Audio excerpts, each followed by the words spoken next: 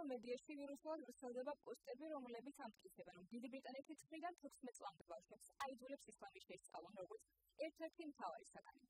ზოგი უფრო მკვეთრად რეაგირებს ამ ყველაფერზე და აცხადებს, რომ გაერთიანებული სამეფოს განათლების სისტემა ჩამოიშალა და რომ მშობლებმა შვილების სკოლებიდან უნდა გაიყვანონ.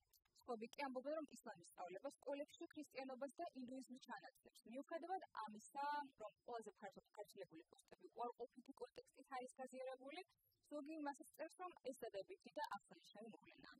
ნებისმიერ შემთხვევაში ეს ინფორმაცია მცდარია, არ არსებობს სანდო და ავტორიტეტული მედიას საშუალებები, რომლებიც ასეთ ამბებს ავრცელებენ და არც მთავრობის მხრიდან ყოფილა ამ საკითხთან დაკავშირებით ოფიციალური განცხადება. თუკი Google-ში მოვიძიებთ ამბავს, არის თუ არა სავალდებულო რელიგიური განათლება დიდ ბრიტანეთში, ძიება ლორდთა პალატის, ქვეყნის პარლამენტის ზედა პალატის მოხსენებამდე მიგუყვანს, რომელიც 2024 წლის იანვარში გამოქვეყნდა და ზოგადად ინგლისში რელიგიური განათლების ხარისხს ეხება.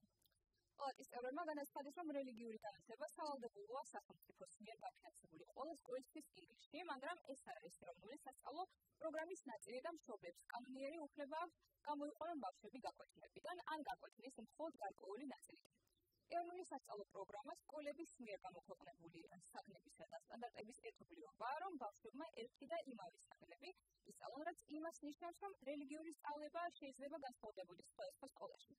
მაგალითად, თუ სკოლა დაკავშირებულია ინგლისის კათოლიკურ ეკლესიასთან, 2024 წლის აპრილის ცალკეულ მოხსენებაში ინგლისის განათლების სამთავრობო ინსპექციის აგენტომ ოფცედმა დაასკვნა, რომ ყველაზე ხშირად ქრისტიანულ ტრადიციებს სწავლობენ.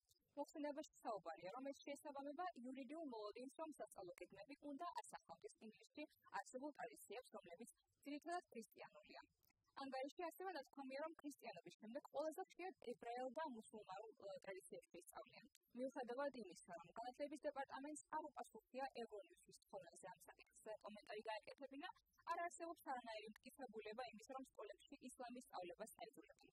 პირიქით, ბევრია ცნობა იმასთან დაკავშირებით, რომ ქრისტიანულ რელიგიაზე ყველაზე მეტად ხდება ყურადღების გამო. ევრო გადამოწმება.